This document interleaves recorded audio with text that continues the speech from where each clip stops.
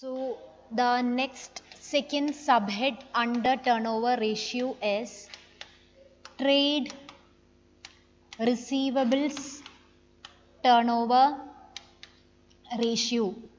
This trade receivables term is familiar to you. That means the amount you have to receive from your debtors. When will debtors arise? When you sell something on credit. So credit sales happens, that means there is one asset for you which is your debtor. So trade receivable, amount receivable from debtors, and it includes not only debtors, it includes bills receivables also. So we know that debtors arises when you sell something on credit, and turnover ratios, almost all turnover ratios are having turnover as the numerator. So here the formula will be equal to net credit sales. You have to take credit sales, net credit sales divided by average of your topic. Here average of trade receivables. Previous case we took average of inventory because there we were calculating inventory turnover ratios. So it is net credit sales divided by average trade receivables, or it can be also written as revenue, credit revenue from operations, net credit sales or credit revenue from operations. Okay, this how to get this net credit sales, that is total sales minus sales return, you will get net sales. And what we need now is credit sales. So from net sales you will have to exclude cash sales also. Then finally what you get is called net credit sales. Now related to this there is one more formula which you have to learn, that is debt collection period or average collection period. Debt collection period or average collection period. That means the number of days or number of months you are taking, your firm is taking to collect the amount from debtor. So that's called debt collection period or average collection period, which is equal to, if you need the answer in days, if you need the answer means if the question asks you to compute in days, you have to take 365, assuming that there are 365 days in a year, divided by the ratio that we computed just now, that is trade receivables turnover ratio. When you write the full term, 365 divided by trade receivables turnover ratio, then you will get the answer in days. Or if you need the answer in months, you have to compute 12 by trade receivables turnover ratio. So this shows the number of days or number of months the firm is taking to collect the amount from debtors.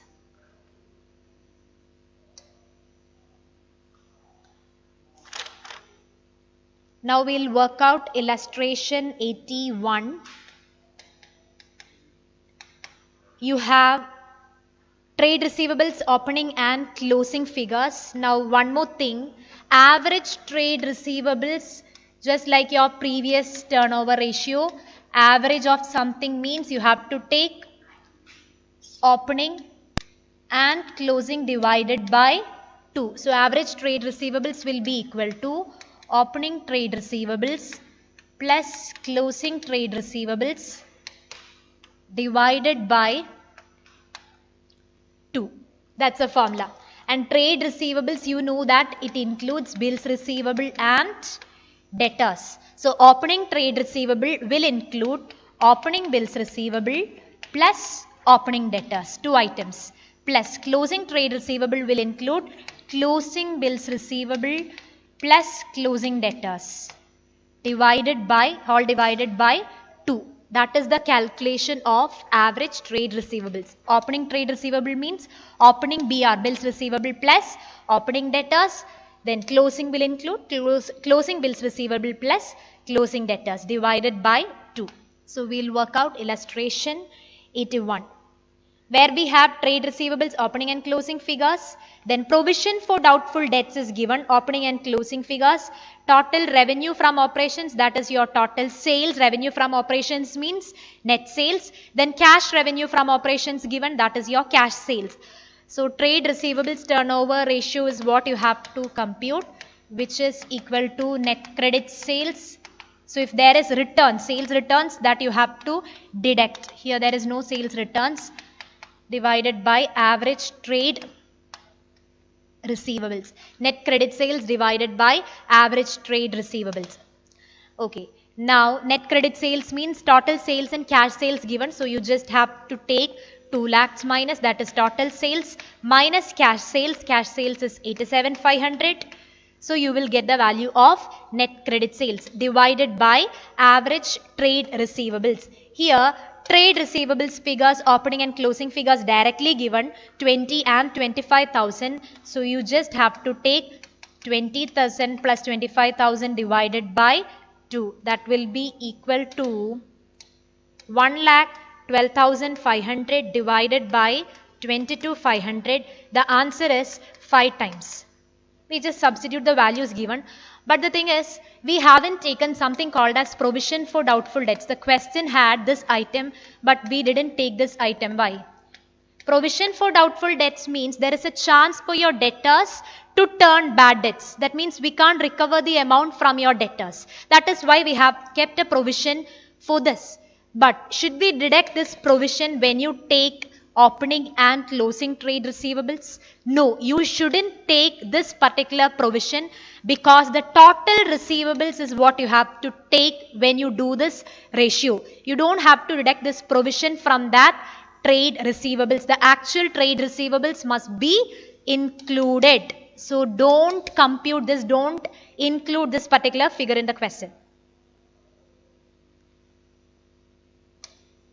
Next is illustration 82, where you have closing debtors, net credit sales being 25% of net cash sales, excess of closing debtors over opening debtors, total net sales is also given. Okay, excess of closing debtors over opening debtors, that you can write in the form of an equation. Excess of closing debtors over opening debtors, when you write in the form of an equation, this will be the equation. Closing minus opening debtors, which is given as 20,000. Then closing debtors directly given 40,000. So 40,000 minus opening debtors is equal to 20,000. So just take it to the opposite side. Opening debtors will now be 20,000. So from that we could compute opening debtors. Now we have to compute trade receivables turnover ratio. There is one more hint given. Net credit sales, we'll just write the information given in the form of an equation.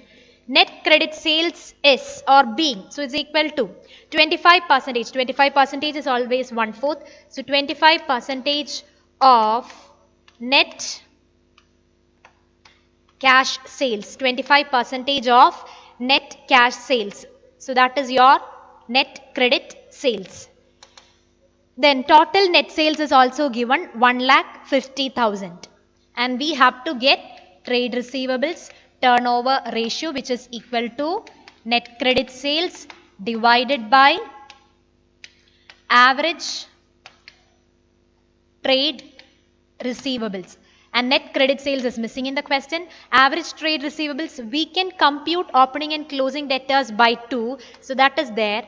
So we need net credit sales. For that, total sales also given in the question. So we can't substitute the figures. Now we don't have these items. Total sales is the hint given. And we know that total sales will be equal to cash sales plus credit sales. And suppose you can assume cash sales as X. If cash sales is assumed as X, you just substitute this. For instead of cash sales, since credit and cash sales are missing in the question, you have to do like this. So we assume cash sales as X. With that, you have to add one more item, that is your credit sales. Again, figure is not there, but we have written net credit sales is 25% of X. So we can write that 25% of X. So what did we do now? We have this total sales in the question. So we applied the formula for total sales. What's the formula? Total means it's the sum total of cash and credit. Now cash we assumed as X since no other values are given. So X plus credit sales is 25% of X that we already wrote. That's given in the question. Now you can substitute this and total sales value is given 1,50,000. So it will be equal to 1,50,000 is equal to 125 X by 100. And now what is X actually? X is assumed as cash sales, not credit sales. That you have to take very carefully. X is your cash sales, which will be now equal to 1,20,000. Okay, cash sales will be 1,20,000. So we can get credit sales, which is 25% of your cash, that is 1,20,000. So 1/4 will be equal to 30,000. So we got credit sales, that is your numerator. Then already we got that debtors figure. Now we can apply the ratio. Trade receivables turnover ratio will be equal to net credit sales will be now 30,000 divided by average trade receivable. We got opening and closing debtors. You just have to add those closing debtors plus opening 20,000 we got divided by 2. This is your average figure.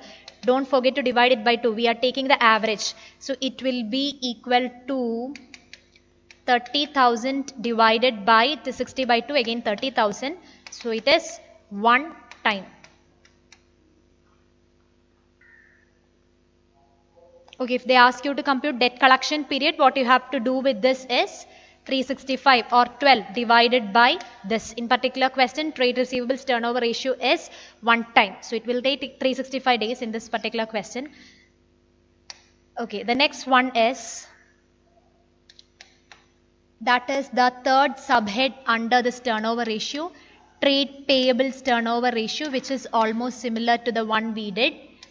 Trade payables turnover ratio. So it is the amount you have to pay the creditors. So when will there be trade payables? When we have to pay, that means we would have purchased something on credit. So now the formula will be net credit instead of sales. Here, since it is a payables, you have to take net credit purchases divided by average trade payables. So net credit purchases means, just like we wrote net credit sales, it is total purchases minus purchases returned. So we'll get net purchases. From that you just have to deduct cash, because what we need is credit purchases. So this is the formula. Here also we have like average payment period, just like debt collection period. This is the period we are taking to pay the amount to creditors, average payment period, or it's this average age of payables, average payment period or average age of payables, which is equal to the same thing we can write, that is, if you need the answer in days, it is 365 divided by trade payables turnover ratio. So we'll be getting in days. Or if you need the answer in months, it is 12 divided by trade payables turnover ratio. So we can write in months. So it is almost similar to the previous turnover ratio. Okay, we'll work out illustration 89. From the following particulars, calculate trade payables turnover ratio, and there is one more question, that is average payable period. So you have to apply the 365 because they are asking in days. Total purchases, cash purchases, purchases returned, creditors at the end, creditors in the beginning. All items are directly given. You just have to substitute. So trade payables turnover ratio is equal to net credit purchases divided by average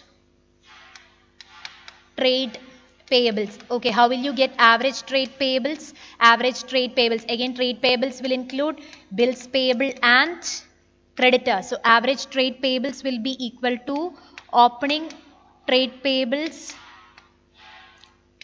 plus closing trade payables.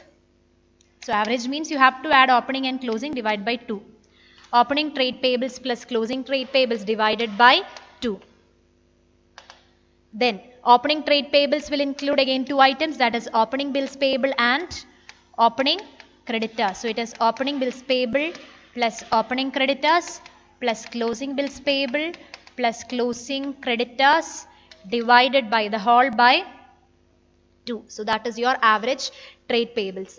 Now in this question, do we have net credit purchase? It's not directly given, but total purchases is given. Purchases return is given. So if you deduct purchases returned from total purchases, that is, we are now computing net credit purchases, which is equal to total purchases minus purchases returned. 8,50,000 minus purchases returned is 50,000. So now we got net purchases. This is your net purchase. What we need is net credit purchase. So we have to exclude one more item, that is your cash purchase, 1 lakh. So now net credit purchase, the numerator will be 7 lakhs. Then what else we need? Average trade payables is a denominator, and average trade payables will be equal to opening. Average trade payables will be equal to opening trade payables plus closing trade payables divided by 2.